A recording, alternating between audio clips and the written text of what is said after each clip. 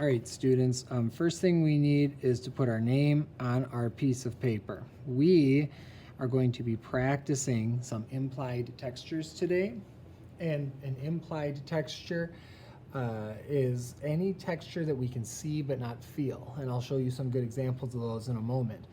What you have is a piece of paper with 8 empty spots on it, and you are simply going to fill those up with some different practice implied textures. Once your name is on the back, you can flip it over, and then you can get your drawing tools that you plan on using for this project to start putting some implied textures on your piece of paper.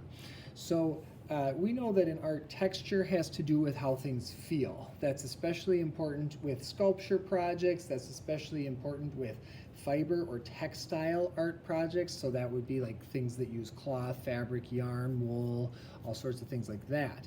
In a drawing, texture is more of a visual thing. That's why we call it either visual texture or implied texture, because as an artist you are trying to trick someone into thinking that there's a real texture there, but if they were to touch your piece of paper, they would just feel the smoothness of the paper. So the way we are going to create our implied textures is by repeating lines and shapes. So I'm just going to start in this section here, and let's just say maybe in my landscape, because for our actual project we'll be doing landscapes. This is just practice paper. Maybe for my landscape I will include some grass. So the way I get that texture, the way I chose to get that texture, is to simply repeat these kind of straight and curved short lines over and over again. And you're just going to fill one whole section up with that repeated texture over and over again. Sometimes I have kids say, hey, is it okay if we do textures that aren't totally realistic? Like maybe I want to put some swirls in my water and I really want to exaggerate them. That is actually fine by me. It's totally fine to go a little bit exaggerated.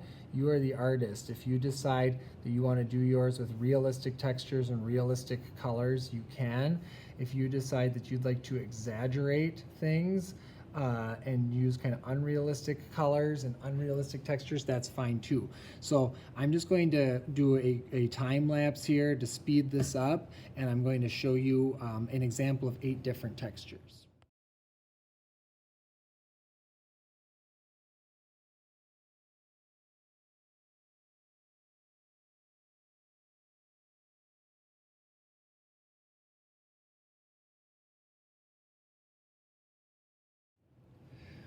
Okay, so I feel like I have a good variety of textures here. I tried 8 different ones. Mostly what I was going for was either some type of a line or some type of a repeated shape. Okay, and like I said, some of these might be very realistic in terms of color and design and style, like red bricks, blacks and gray stones, green grass. Some of them might be a little less realistic. I don't know what type of a landscape would have like crazy lightning bolts in it, but it could look really cool, so I wanted to try it out. Same with pink and purple waves, or these loop-de-loops, which could, work for some type of an interesting texture. Plus I've got some fall leaves up here. So hopefully I was able to give you some ideas. Of course I want you to stretch your own ideas and see what you can create. I'll just remind you, this is practice. There's no such thing as messing up here because we're just trying to give ourselves some good ideas for when we get to our final project. So once you are happy with how those textures look, then you can get those out of the way for a moment, and you're going to get just a yellow piece of scrap paper. This is our rough draft paper. I actually want you to fold that in half. Like you'll notice my rough draft paper even has some writing on the back. That's just scrap paper that I don't really need anymore, but I don't want to waste it, so I'm going to use it to draw a rough draft. The reason I folded it in half is that gives me 2 halves to this paper where I can draw potential landscapes, okay? So you can just draw them one at a time if you'd like. A landscape is an artwork that shows the land. So I like to start with a horizon line. Now, a horizon line can be very basic. It can be just a straight line, or it can be a little more complex.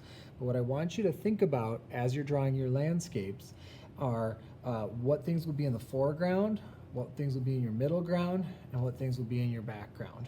Okay? We know that the further things go back, the smaller they are, and the closer things come to the front, the bigger they are. So for example, I'm drawing this little river here, and you'll notice that that shape starts out wide and it gets smaller as it goes back. If you want to start thinking a little bit about some of those implied textures, you can. Here, maybe I'll put a little rock in there that the water flows around. Okay? So what I'm going to do then is keep in mind that as things go further back, they get smaller. I'm going to quickly time lapse this so that you can just see what my two finished rough drafts could potentially look like.